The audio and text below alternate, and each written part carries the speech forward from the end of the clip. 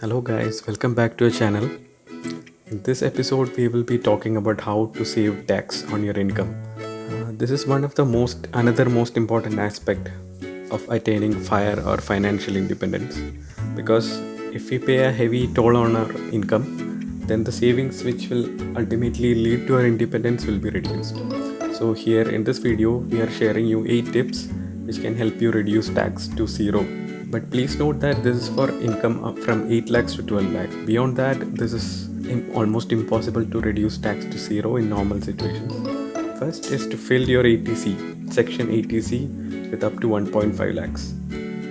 1.5 lakh rupee comprises of different saving instruments like LIC, PPFs, tax saving FD, and there are also tax saving mutual funds which can help you fill up this ATC portfolio. Second way is to invest in NPS or National Pension Scheme. In section 80 CCD 1B, you can avail up to 50,000 off. So these two sections can combinedly save up to 2 lakh rupees for you. Third comes standard deduction. You know that standard deduction is a fixed amount which is given to all the citizens of India. So it's important to avail this thing without fail. The amount of standard deduction keeps increasing every year.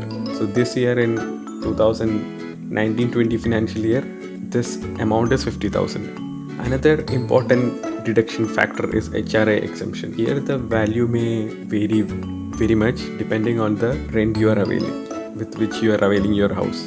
The main thing to note here is like below 1 lakh rupees, you don't have to show any proof of PAN card of your owner.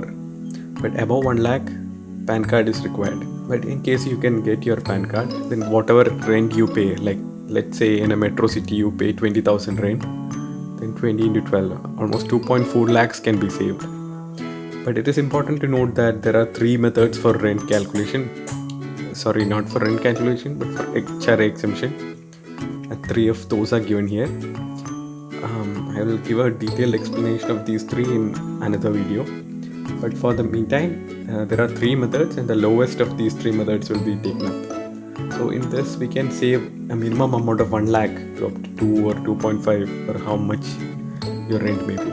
Next is section 24, which gives exemptions on home loan taken. And note that there are 2 components, that interest as well as principal. So in this section you can get interest exemption of up to 2 lakhs. So imagine you are paying around 3 lakhs for your home loan per year, and the interest component up to 2 lakhs can be exempted, and the principal amount can be availed in ATC itself. Next is section 80D. 80D contains different sections for medical expenses. One exemption which all can avail is the preventive checkup. 5,000 rupees is readily available for anyone for their medical checkup. Second is health insurance. If you are a government employee, you may be having some insurance scheme opted by your employer itself, or if you have otherwise opted for some other health insurance, you can avail all the money in this. As per the new format in e-filling, there is a separate tab for 80D, so you can fill all those things separately in that particular tab. Also, the health expenses incurred for your spouse, your elderly parents, everything can be noted here, and I believe it's up to 50,000 to 1 lakh. Next is donations to food charitable institutions, Prime Minister's PM Cares Fund, Chief Minister Fund, and there are many other charitable organizations in India which can offer 100% tax exemption. Also, even donation to political party, though not a charity, is fully exempted from income tax. 8th method is the payment to different pension scheme. Like if you are a salaried employee, you will be putting a portion of your salary into some pension fund. Government or the private player will be contributing an equal or more amount to your pension fund also. Know that both these components are exempted from tax. If you're a government employee and you're putting money in NPS also, then you will be getting an extra exemption of 50,000 as I have explained earlier in the second step. These are all the 8 steps which I think can be implemented by anyone for saving their tax. For more details and savings on tax, keep watching the channel. Thank you.